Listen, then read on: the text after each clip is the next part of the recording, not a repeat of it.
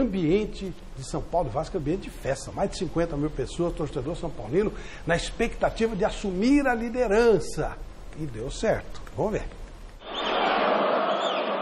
Domingão de casa cheia no Morumba. Torcida São Paulina na expectativa de ver o time terminar a rodada na ponta da tabela, na liderança do Campeonato Brasileiro. Hoje liderança, tá no topo aí.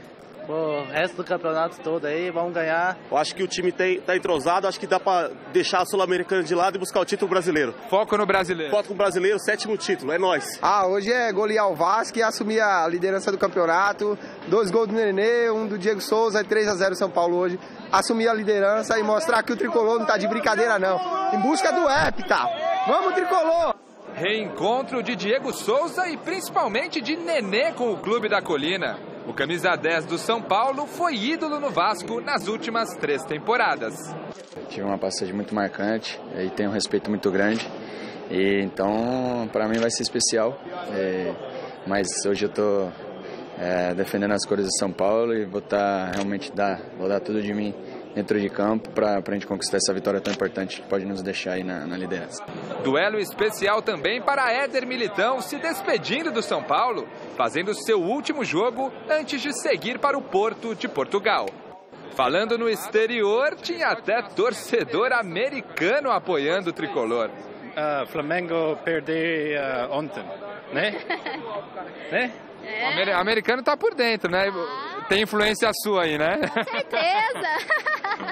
Isso sem contar aqueles que registram o ídolo na pele. O fã de Rogério Ceni apoia a volta de Sidão à meta São Paulina.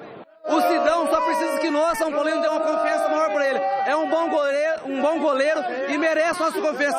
Tamo junto, Sidão! É nóis! E foi assim com Sidão no gol, Nenê, Diego Souza e na despedida de Militão que o tricolor entrou em campo empurrado pelos quase 50 mil torcedores. Na última quinta-feira, neste mesmo Morumbi, o São Paulo perdeu para o Colón da Argentina pela Copa Sul-Americana. Derrota que não alterou em nada o ânimo da torcida e deles, dos jogadores. O time de Diego Aguirre começou a construir a vitória logo no comecinho do jogo.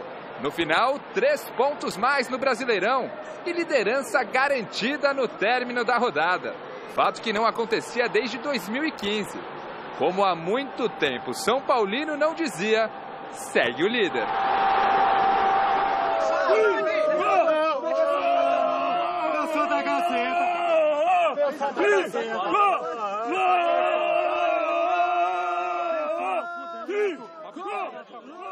Depois nós vamos falar do jogo especificamente, mas Milé, a euforia do torcedor é justa, você entende que sim? Boa noite, Flavito. É justa por conta que o torcedor, ele vai muito pelo coração, né?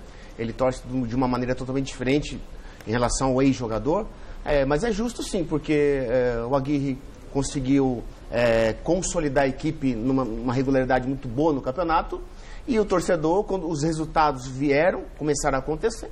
E é claro que a torcida do São Paulo, quando o time está bem, sem dúvida nenhuma, ela comparece como fez no ano passado. O time estava, ao contrário, mal e compareceu mesmo assim. Então, acho que o torcedor São Paulino não é um torcedor de ocasião, é um torcedor que comparece independente da circunstância. E as circunstâncias hoje são favoráveis ao São Paulo, líder do campeonato, né, com todos os méritos.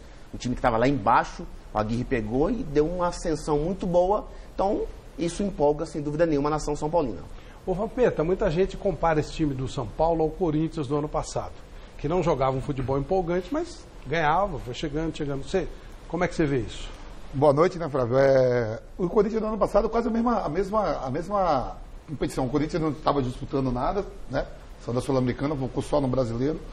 E o otimismo tem que estar mesmo, porque se você vem depois da Copa do Mundo, a sequência de jogos que o São Paulo teve enfrentando Corinthians, Flamengo, Cruzeiro, Grêmio, o próprio Vasco, né? Se eu jogo no São Paulo, o que eu ia pensar? Faltando 3 meses para terminar o campeonato, o São Paulo vai receber de volta, vai pegar o Flamengo no Morumbi, Grêmio no Morumbi, Cruzeiro no Morumbi, e só sai contra o Corinthians, né? Quer dizer, eu começo a calcular os pontos também. Digo, opa, somar um ponto importante fora de casa, ganha essa motivação, e depois de tanto tempo, o São Paulo, que é o único time da história que ganhou 3 campeonatos nacionais seguidos, né? Sim. Ninguém. O Corinthians tem 2, Palmeiras, Inter, Flamengo, mas ninguém ganhou 3 seguidos, só o São Paulo. Então é um momento de euforia mesmo, né? Mas ainda falta muita coisa. E a torcida comparecendo, né? A torcida ano passado estava comparecendo para não cair, agora está comparecendo para que o time seja líder, né? Ô Vanderlei, pode uma euforia muito grande mexer com o time? Boa noite a todos. O torcedor do São Paulo está entusiasmado, a gente está falando aqui, já foi dito aqui. Tem vários motivos, né? Um deles, eu acho, é porque o cara coloca sobre a mesa aquilo que viveu no ano passado, numa grande pindaíba, né? Quer dizer, o time estava quase caindo, salvou-se, e aí ficou aquela história toda de que, olha, se ficar no meio da tabela no próximo ano, já tem que soltar rojões. Soltar rojões, ficar entre os 10 primeiros, já é muita coisa, aos poucos o time pode melhorar, mas isso vai levar muito tempo. Aí chega na temporada seguinte, o time também está lá embaixo, aquela coisa toda, e vai subindo, e a coisa começou a se ajustar, a bola começou a entrar, até quando não joga bem, né? Quando o rendimento não é aquele que os torcedores esperam, nem a comissão técnica, a bola entra, os astros conspiram a favor. Só vê o primeiro gol, né? O Dorival está aqui, sabe que é assim, uma bola na trave pode levar para o céu ou levar para o inferno. Então, é muito importante. Então, está curtindo isso. E prestigiou quando estava naquele momento de dor e está prestigiando agora. Hoje, então, mais de 50 mil pessoas e teve mais um argumento. Poxa, vamos lá, porque nós queremos registrar e participar o momento que o time assumirá a liderança do Campeonato Brasileiro depois de tanto tempo.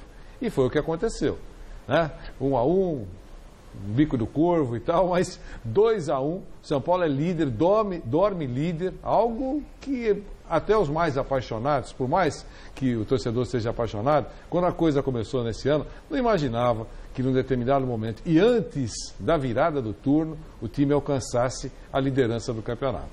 Tem chance, respondendo essa pergunta que já foi feita para você também, tem chance? Claro que tem chance. Tem mais chance do que o time que está em 10º lugar. Tem chance. Agora, tem muita bola para rolar até o dia 2 de dezembro, quando vai terminar o Campeonato Brasileiro. Vamos ver a bola rolando, então. São Paulo, com bola rolando, teve muitas dificuldades, mas venceu. É isso.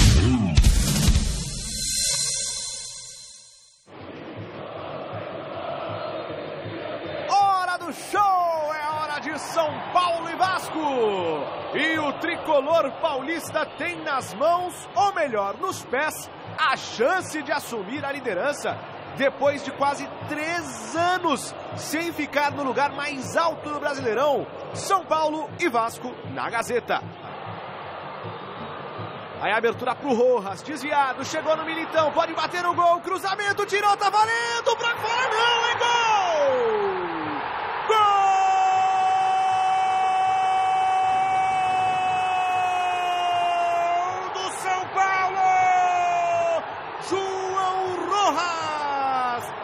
Bate-rebate, deu a impressão que a bola iria para fora, mas foi pro fundo do gol. Vem Pikachu, joga na área, o desvio no segundo poste de cabeça. Houve um desvio do Sidão, reveja aí. O lançamento na área, o desvio, e o Sidão foi buscar, pelo menos é o que marca o árbitro, escanteio Vasco. Traz por dentro o Everton.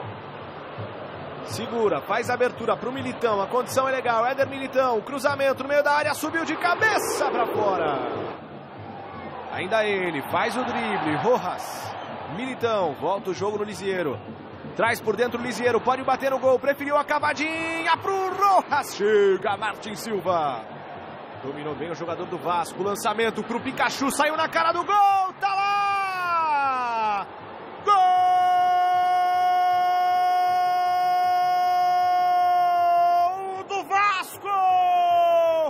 Joga sua pokebola no fundo da rede. Iago Pikachu. Lá na área os zagueiros de Vasco, de São Paulo. Diego Souza também tá por lá. Na bola Nenê. O levantamento no segundo poste. Subiu Diego Souza. A bola vai pra fora. Vem Luiz Gustavo. Colocou no meio pro Pikachu. Caiu. Sentiu o jogador do Vasco. Pikachu, Sidão. Bola no fundo, Giovani Augusto. Na área tem o Galhardo e o Rios. Giovani pro gol. Passa raspando a trave no Sidão. Vem contra-ataque tricolor. Lisiero foi derrubado, o juiz deu vantagem. Trellis, boa bola pro Everton. Chega o Luiz Gustavo na recuperação e perdeu. Everton no cruzamento pro meio da área, o desvio, tá lá! Gol!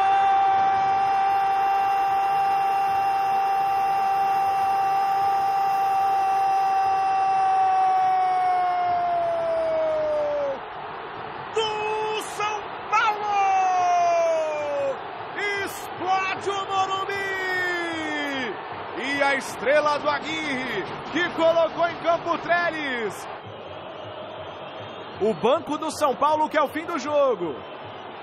O banco do São Paulo quer o fim do jogo. Faltam 20 segundos. A bola alçada na área. Chega o Reinaldo para tirar. A sobra vai ser o Trellis para acabar o jogo. Para acabar o jogo. O Campeonato Brasileiro tem um novo líder. E esse líder é tricolor. Esse líder colocou mais de 53 mil pessoas hoje aqui no Morumbi. Final de jogo, São Paulo 2, 1 para o Vasco. A festa é tricolor. Dorival, a gente vai vendo o jogo e até aquele momento você vê que o time está super confiante, aí tomou o gol, perdeu a confiança, ficou claramente cedendo espaço para o Vasco. É bem complexo isso, né? Não, é muito complexo.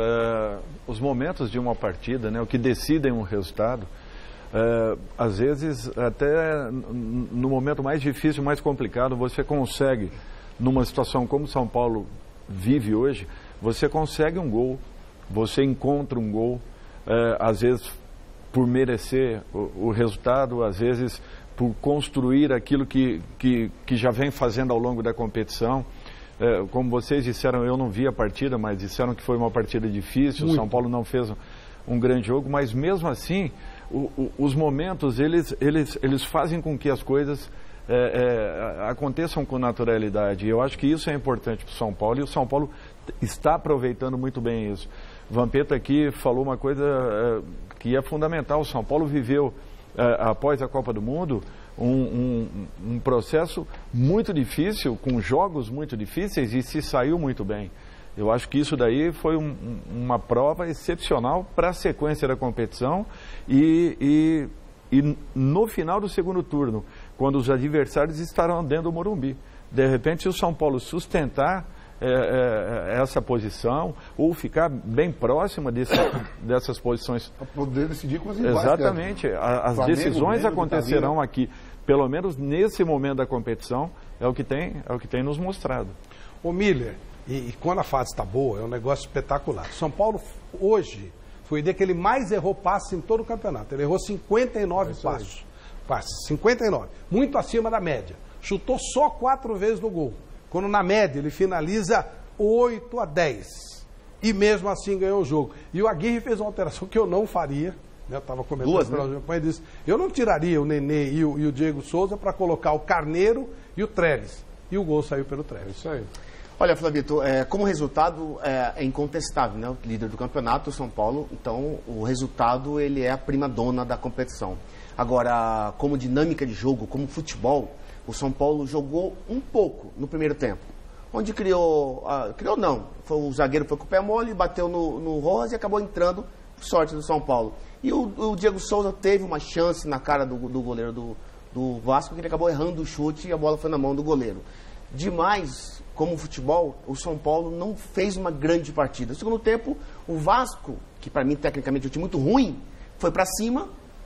São Paulo tomou um gol, comentei com o Dorival aqui, o Bruno Alves, que estava substituindo o zagueiro titular, ele estava marcando o atacante de lado, não se marca atacante de lado, eu nunca vi isso, mas vi hoje na partida contra o São Paulo, contra o Vasco. E o Vasco, quando empatou o jogo, logo no começo do segundo tempo, o Vasco cresceu. Esse chute aí, do Pikachu, o Vasco já tinha empatado. Então o Vasco cresceu, ficou confiante, o São Paulo perdeu o meio campo, o São Paulo não marca. O Hudson junto com o Liseiro e o Nenê, eles não marcam. O Hudson fica correndo atrás do seu adversário. Quando o volante corre atrás do adversário, é porque ele está mal posicionado. Não é, Dorival? Então, o que acontece? O São Paulo, que o Aguirre, ele foi muito ousado, ele arriscou. É bem verdade que Diego Souza e Nenê não fizeram uma boa partida junto com a equipe, não apareceram no jogo, e como ele tem banco de reservas, ele tem que usar. Então, ele arriscou o Aguirre, e ele está de parabéns hoje por conta disso. No arriscar, tomou o gol e aos 30, 35 fez o segundo gol. Quer dizer, então isso aí foi o mérito do treinador, que bancou as duas mudanças, e os dois entraram, não muito bem, mas nas circunstâncias da partida, fez o segundo gol, o resultado veio, briga pelo título. Agora, o paradoxo da bola é interessante, porque quinta-feira o São Paulo, em termos de chances de gols, construiu mais do que hoje.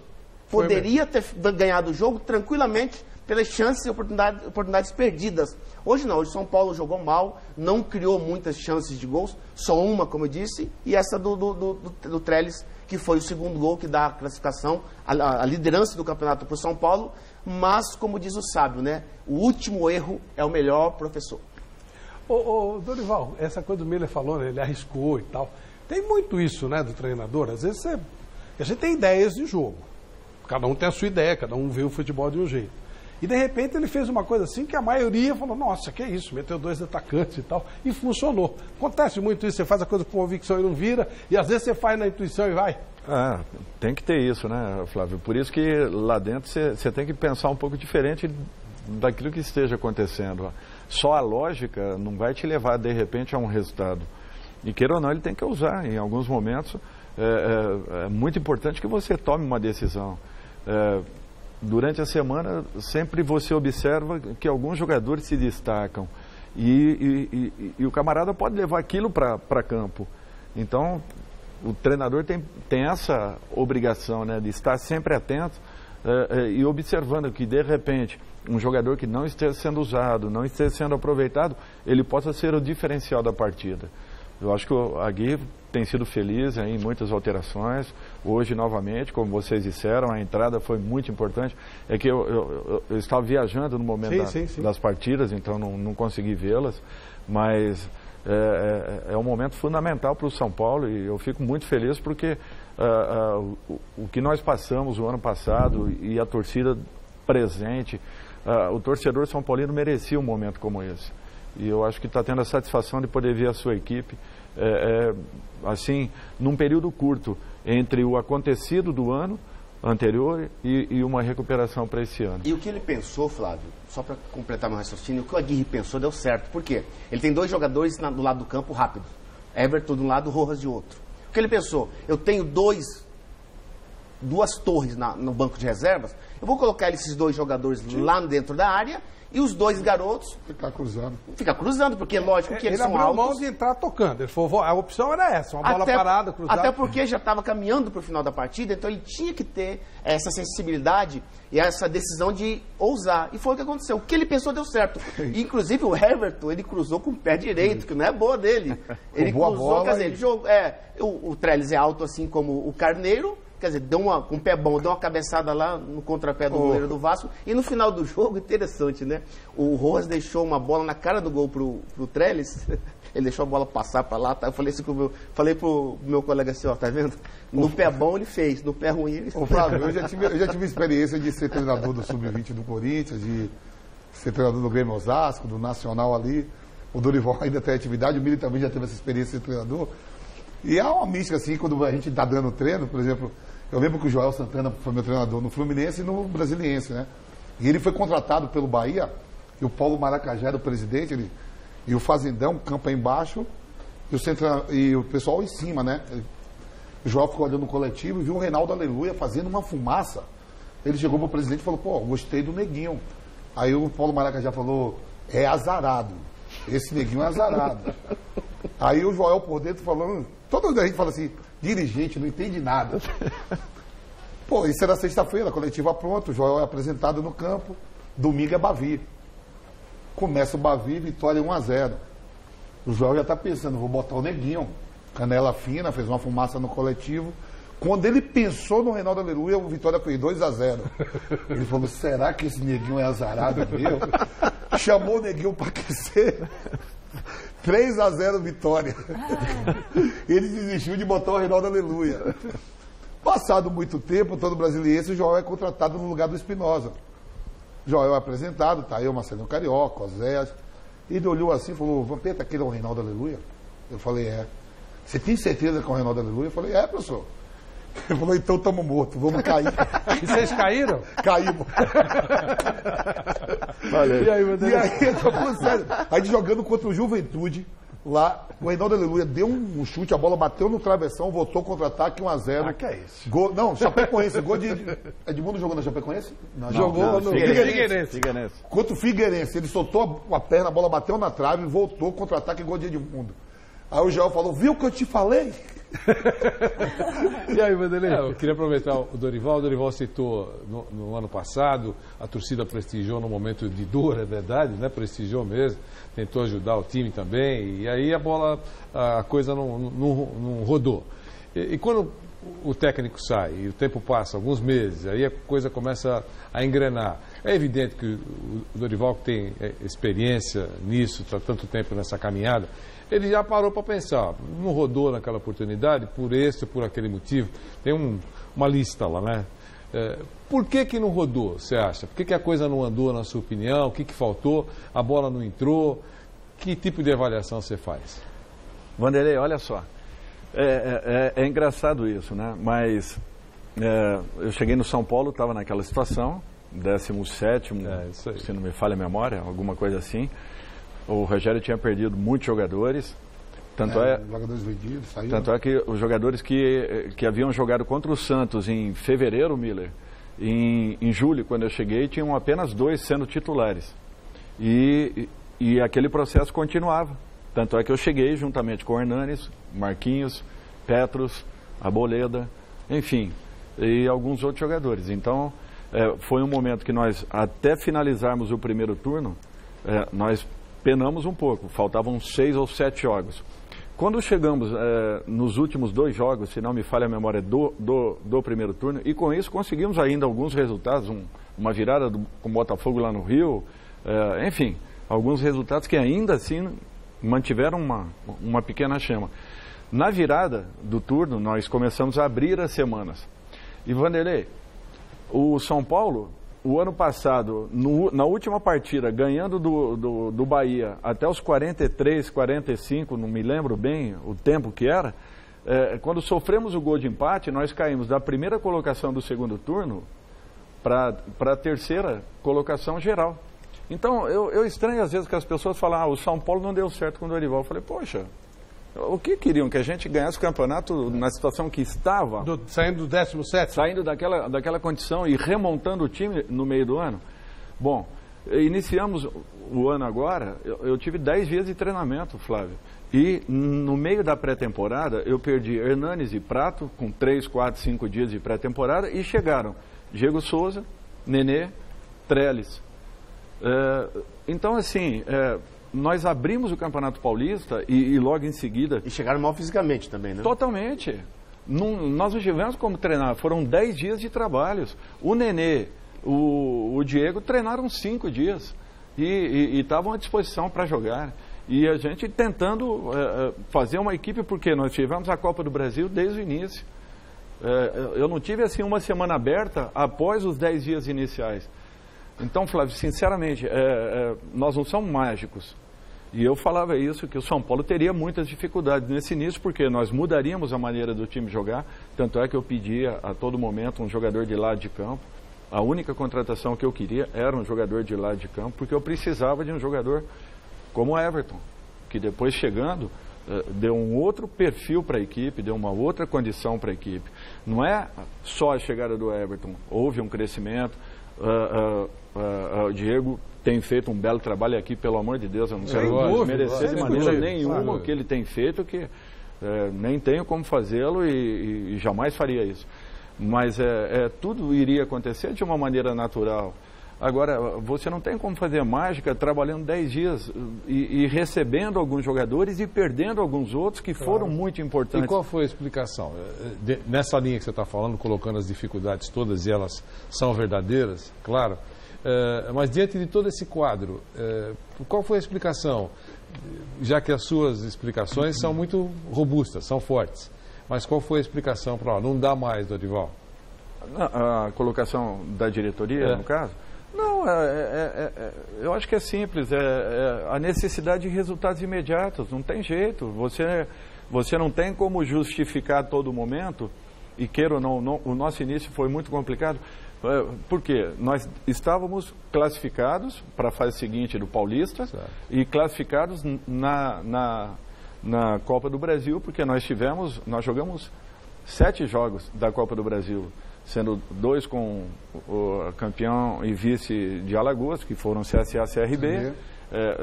O que eu falo é a distância de você ir, voltar, não treinar, jogar o Campeonato Paulista.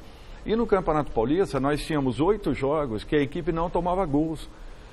Assim, em relação ao que vinha acontecendo no ano anterior, eu acho que a colaboração que nós demos em termos de uma estruturação do time, ela foi muito boa. Agora, realmente, o Campeonato Paulista foi pífio em termos de resultados.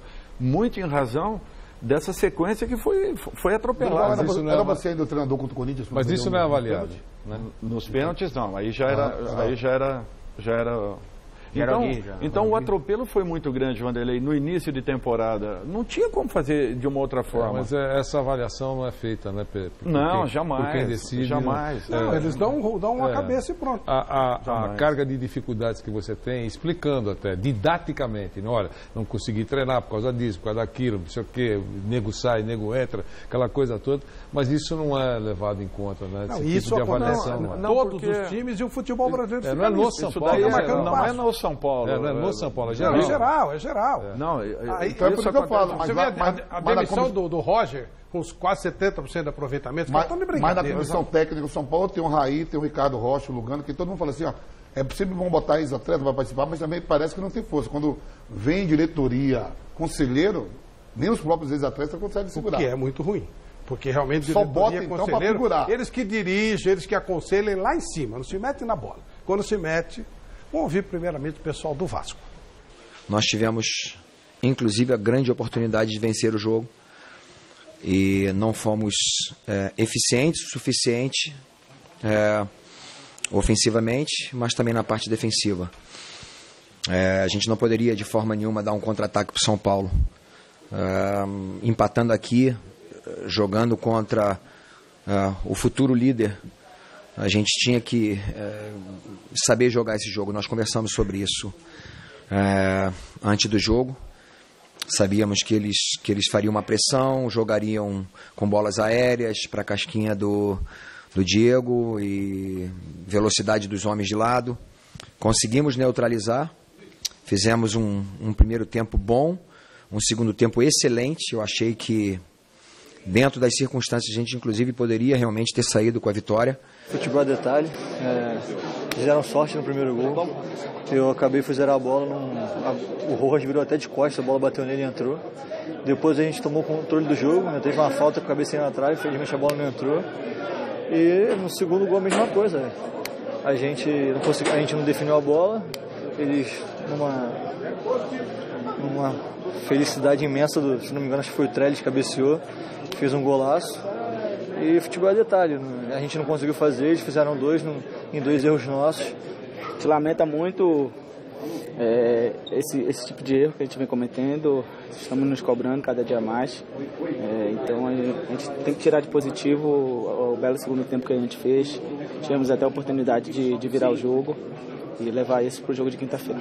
Próximo jogo contra a LDU, um jogo difícil, vai ter que reverter esse placar de 3-1, mas vai jogar em São Januário com o apoio da torcida. O que esperar desse torcedor? O que o torcedor do Vasco também pode esperar do Vasco para esse jogo? É o jogo das nossas vidas, né? Porque além do brasileiro a gente só tem a Sul-Americana e claro que a gente vem de uma derrota de 3-1, mas a gente também sabe que tem condições de reverter jogando dentro de casa, com o apoio do nosso torcedor, e será muito importante a presença deles para que a gente consiga reverter essa situação também. O time do Vasco é fraco, é time para brigar lá embaixo. É bem diferente do São Paulo, o novo líder. Vamos ouvir o pessoal de São Paulo. Acho que foi um jogo muito difícil. Nós veníamos com uma sequência de jogos importante e o time por aí não esperaba un poco más de nuestro time, pero sentimos el cansancio de ter jugado quinta-feira, final de semana con Cruzeiro, 3 días antes con Grêmio. Fueron muchas secuencias de jogos y entonces acho que sentimos un poco. Estoy feliz por estar líder, mas esto, como falo siempre, falta mucho y tenemos que mantener una regularidad para seguir estando ahí nas primeiras posições.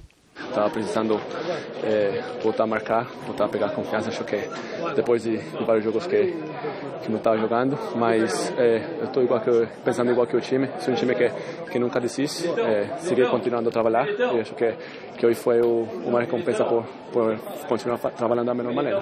Isso mostra a grandeza que é o Campeonato Brasileiro. São Paulo, um clube que tem esses títulos todos que tem. Ficar esse tempo todo sem conquistar e sem ser líder de um campeonato brasileiro é difícil. O torcedor estava ansioso para que isso acontecesse e hoje a gente conseguiu dar um passo onde tem muita coisa para acontecer, mas é muito importante a gente estar ali em cima.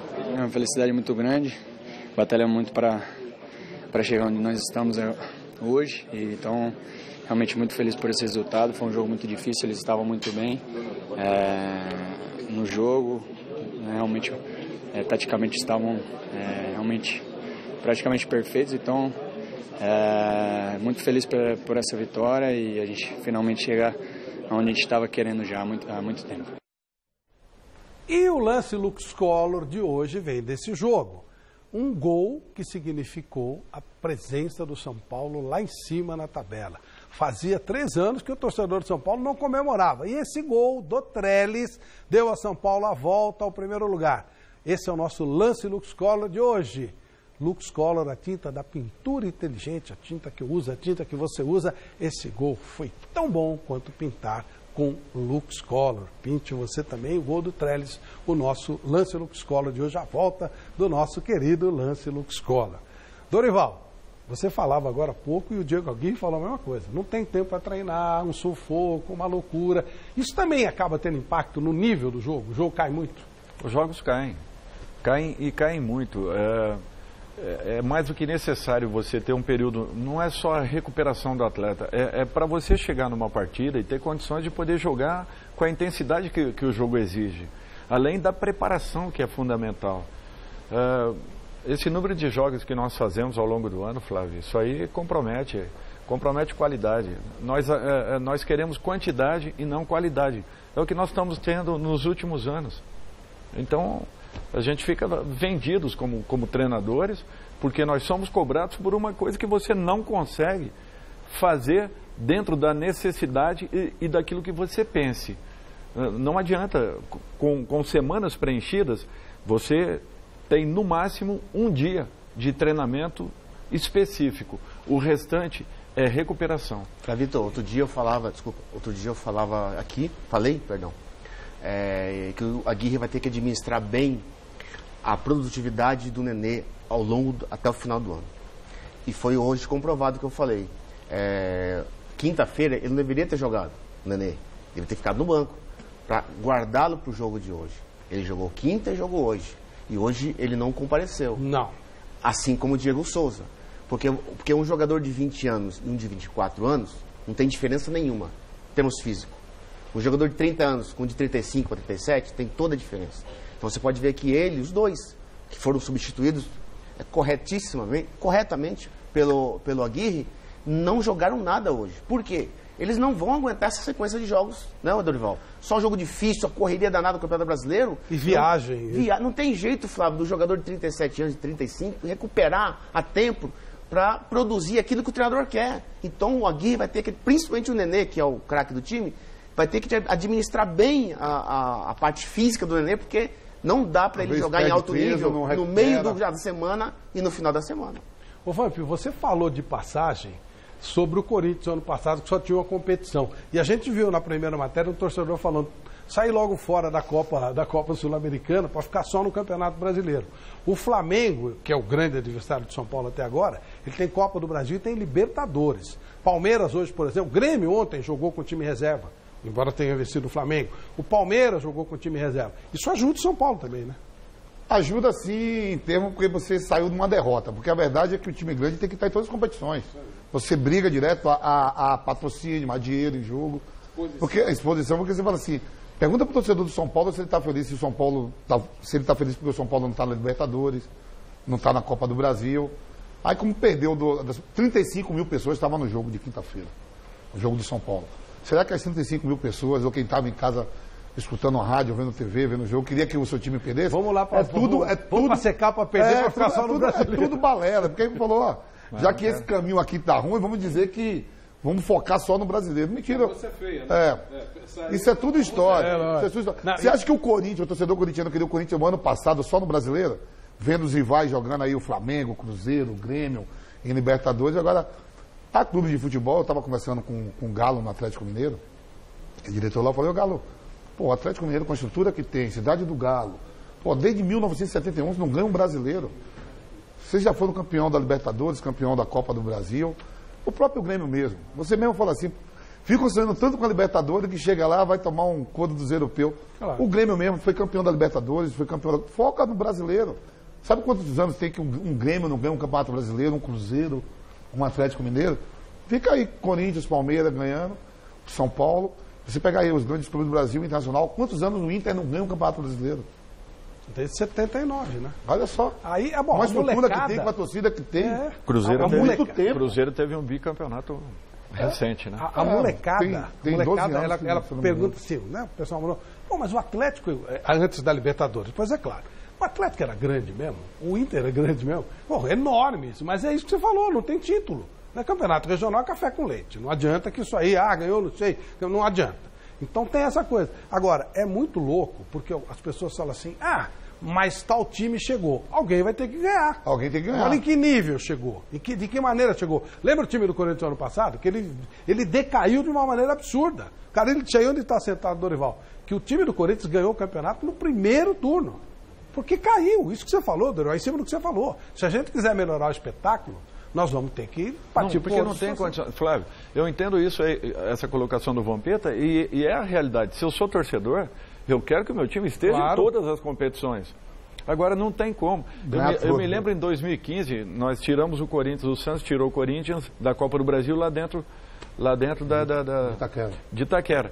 E na saída eu cruzei com o Tite, eu falei, Tite, você está saindo do campeonato da Copa do Brasil para ser campeão brasileiro.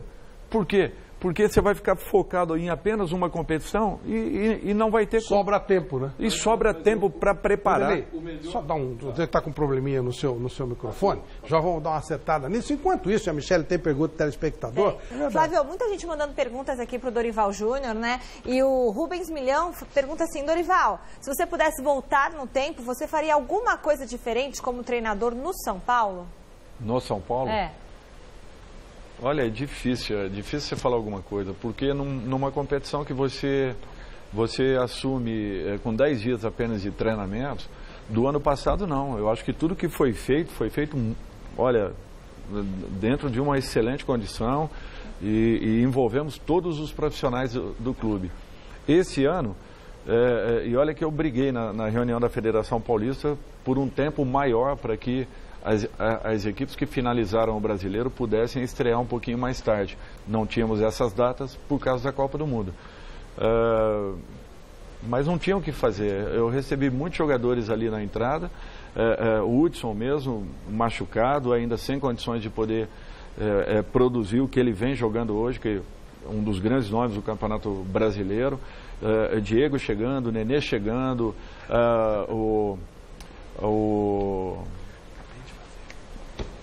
me fugiu o nome, se apresentou muito tarde, ficou um tempo maior lá no Peru, o Cueva, desculpa.